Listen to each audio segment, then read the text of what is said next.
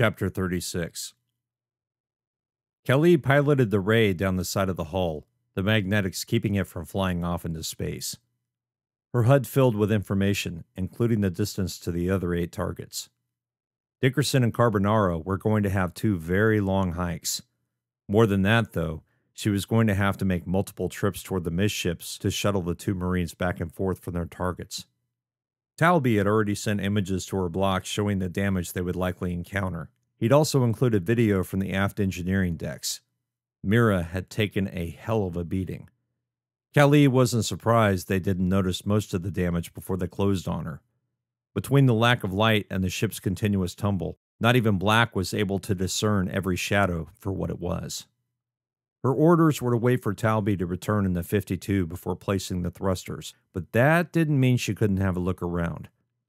The skiff finally reached the bottom of the foredecks, and she carefully maneuvered it to cross the planar edge connecting the bow to the hull. "Man," Dickerson said, "if I knew which way was up, I might get vertigo." "When have you ever known which way was up?" Carbonaro asked. Dickerson chuckled. "Usually when there's some goddamn gravity." Kelly let the chatter go. A moment later, Elliot joined in. She ignored it and kept her eyes on the hull. She wished they'd focus, but considering what they were in for, it was best to let them work out any nervous tension. That's usually what chatter was, masking discomfort with insults and camaraderie. She reached the area Talby had marked for her and brought the skiff to a halt. The Marines stopped their conversation. Kelly waited for the inevitable. "What in soul's name is that?" Dickerson asked. She didn't have to turn around to know what he was looking at. The divots and impact craters were easy to see. Carbonaro whistled through the comms. "What did Mira run into?" Good question, Kelly said. Now you see what you're going to be walking on. "Why can't anything ever be simple?" Dickerson asked. Elliot grunted. "Because we're meatbags and this is what we do best. The shit jobs are always ours." Hoorah, Kelly said. The Marines laughed, but she heard the tension lying beneath the mirth. Dickerson, Carbonaro, I want you to take a good look around yourselves before you start your grab walks. Gunny Squad found melted outmost steel on the hull, as well as more craters. There might be more of those pinecone things, too. I want you to take your time and get it done right. We mess this up, and we might send Mira into an uncontrollable spin. "She's already in one," Dickerson said. Kelly shrugged. More uncontrollable. Black and Lieutenant Oakes say this will work. They were correct on the axial rotation, so I think we give them the benefit of the doubt. "Fair enough, Corporal," Dickerson said.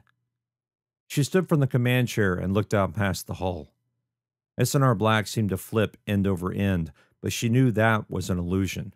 The ship she was on was doing that, but it didn't make it any less disorienting. In the distance, she saw the SV-52 entering the range of S&R Black's illumination array. Before it ran into the intersecting wide beams of light, the vehicle's white and blue running lamps were all she could see of it. The Marine vehicle was devoid of color. Even the cockpit was as black as space. The SV-52 might be called a support vehicle, but it might as well have been included in the assault class. Refueling the 52 wouldn't take much time. The craft was purpose-built for fast ingress, fast egress, and quick maintenance. She was more than a little jealous at how easily the lieutenant flew the Black Beast. He made it look so easy while she struggled with the simplest missions in the simulator. Maybe she could get him to give her some pointers when they returned to Neptune. "Hurry up and wait," Carbonaro said after a long sigh. Kelly turned and looked at Dickerson. Why'd you pick that thing up? "What?" He said. The cylinder, or whatever the hell that thing is. He shrugged, his wide shoulders bunching up through the form-fitting suit. "It looked interesting, and I was afraid we'd lose it if I didn't grab it then." She shook her head. Don't ever do that again. Unless we're given permission to acquire samples, I don't want anyone picking up anything. Elliot snorted. "Corporal, you make it sound like it's a bomb or something." She threw her hands up. Look, people, think about this. We're sitting on the hull of a ship that's been outside the solar system, traveled Yahweh knows how far, and came in contact with something. We have melted Atmos steel plates, which, by the way, should be nearly impossible. Hundreds, if not thousands, of dents, impact points, and other damage. We have signs of a major explosion that took place in engineering, and there's no telling what those fucking pinecone things are. In other words, we don't know shit. No one said a word. Although she couldn't see their faces through the visor, she could tell all three were looking straight at her helmet. Remember Wint? He did something stupid and nearly got himself killed. The hull is fractured in places, plates separated, jagged debris points, and that's just the damage we know about. If we get sloppy, start taking risks, we could all end up dead. She let the words sink in for a moment before turning around and staring back at S&R Black. Just keep that in mind. Talby to Gunny. The lieutenant said over the general comms. Gunny here, sir. Go. Finish refueling. I'll be back in position in 2 minutes. Start a clock. Aye, sir. Kelly Mira? We're ready, Gunny, she said. Starting clock now. Good hunting, Marines.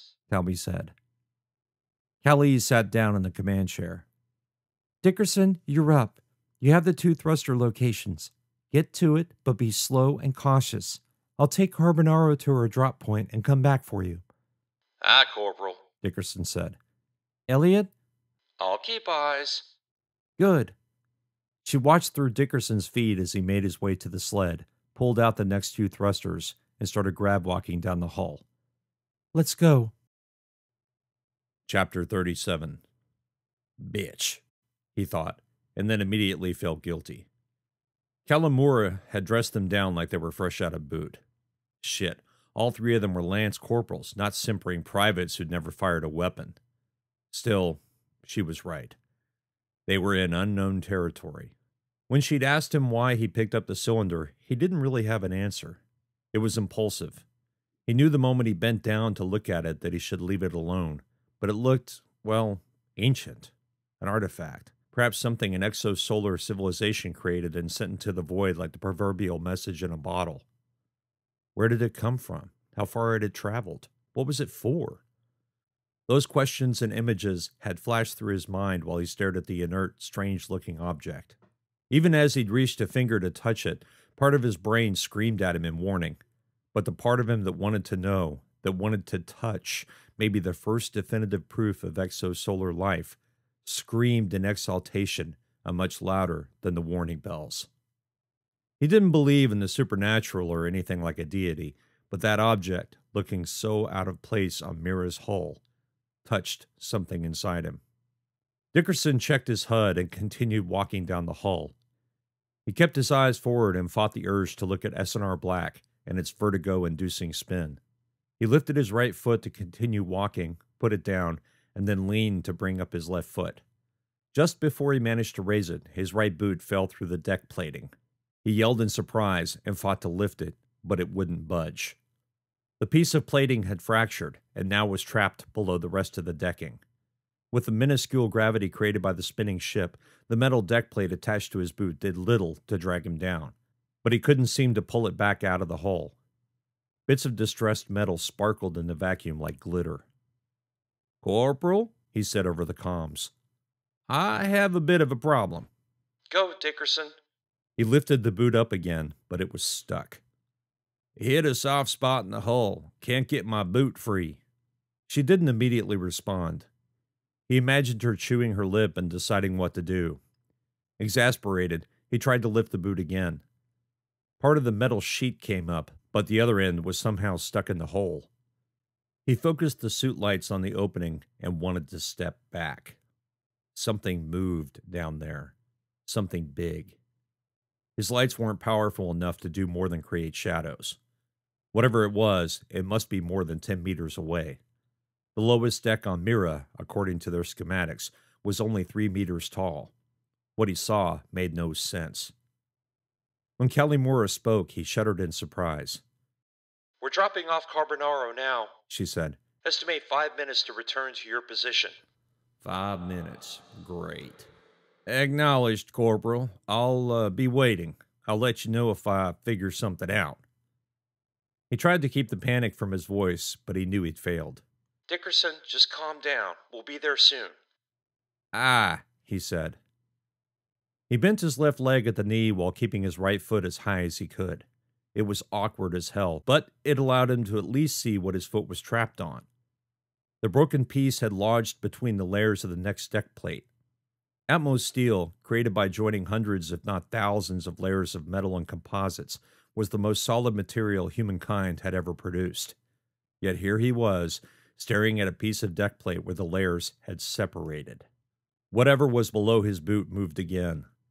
He could barely see the shadow through the gap between his boot and the hole, but it was still moving, twitching. He closed his eyes and tried to calm his trip-hammering heart. Once he felt he had control over himself, he slowly lifted his right foot. When he felt resistance, he rotated his ankle as far as it would go and gently pulled again. The boot rose a little higher. He felt the resistance at one end of the metal decking and swiveled his foot the other direction. He imagined the pop of the metal sliding free of its prison. His foot rose out of the hole. He knew it without opening his eyes. He slowly moved it to the side of where it had been and gently pressed down. It didn't fall through. He increased the pressure, but the hull held. He opened his eyes and looked down at his right foot. The magnetic boot's bottom had trapped a long slice of decking wider than the boot bottom. What the hell? Dickerson deactivated the boot and shook it. A shower of metal shards drifted around him before flitting off into space. The wide piece of decking slid forward. He reached down, secured it with his right hand, reactivated the boot, and placed it firmly on the deck. A cramp hit his left calf and he ground his teeth in pain. It only lasted a few seconds, but it ached afterward. When he was back aboard S&R Black, he'd need to massage the damn thing with heat. The bio-nannies would find the pain center and block it soon, but that didn't mean he wasn't going to pay for it later. The hole. The thought punctured his consciousness, and he looked down between his feet. A long black cable swayed with the ship's movements. Other debris floated. He chuckled. The shadow was nothing. You're getting spooked, asshole. Dickerson trudged forward away from the hole, testing the magnetics on his right boot. They appeared to be functioning normally. Corporal, Dickerson said into the comms, I'm unstuck. Good to hear. Any damage? He sighed. Just to my dignity. She laughed. I'll make sure to send Gunny a casualty report. Seriously, are you all right? Still have suit integrity. Magnetics are working, and I have a piece of decking I think Black will want to take a look at. We're almost to you. I can see your suit lights. He turned slightly. The skiff, its running lights alternately blinking red, green, and blue, stood out against the hull's darkness and space beyond.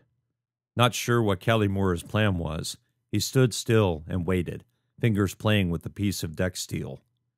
The skiff neared and then came to a stop with a puff of gas. He placed the thruster back in the hull, activated its magnetics, and walked to the skiff, brandishing the piece of steel. Kelly Moore stood up from the command chair and pointed a finger at it. You fell through the decking? Yup. He handed the shard to Elliot, who then headed to the sample case. Looked like layers of steel somehow came apart. Never seen anything like it. Where's the hole? He jerked a thumb to point behind him. 2 meters that way. Okay, She said. Black should have video off your cam. Did you see any other damage? Something that could have warned you? He turned around and stared at the hole.